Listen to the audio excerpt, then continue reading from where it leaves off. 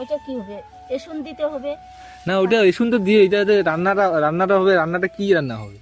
এটা ছেকা। এটা কি হবে? ছাইগুলা পোড়া ছাই দিয়ে কি রান্না হয়? হ্যাঁ হয়। হ্যালো এভরিওয়ান, আজকে তোমাদের দেখাচ্ছি যে আগের মানুষগুলো কিভাবে ছাই দিয়ে সেকা রান্না করতো। এটা কিসের ছাই? এগুলা কলা, কলা আছে না, কলার উপরে খোসাটা। হ্যাঁ কলার উপরের না উপরের খোসাটা।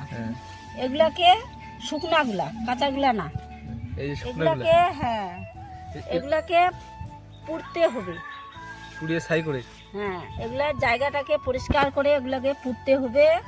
তখন এগুলাকে ছাই করতে হবে। এগুলা তখন অল্প অল্প জল দিয়ে এগুলাকে মাখতে হবে।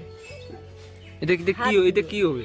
এটা হ্যাঁ এটা তখন নারকেলের খোসা আছে না, হ্যাঁ খোসাতে এগুলা একটু পাটার থেতু বা তুষ দিয়ে এগুলা দিতে হবে। ওগুলা দিয়ে অল্প গ্লাসের একটু থেতু দিতে হবে, নালে আর ধানের তুষ দিলেও হয়।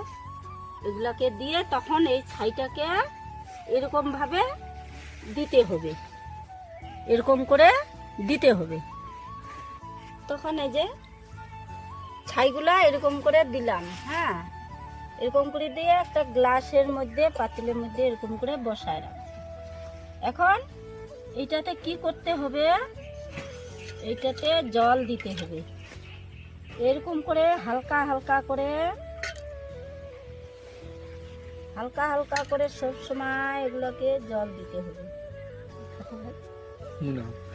এই যে গ্লাসে এই যে জলটা, এইটা ফুটো করা আছে, এই দিক জল পড়তেছে, এই যে ফুটো করে আছে, এই যে জল পড়তেছে।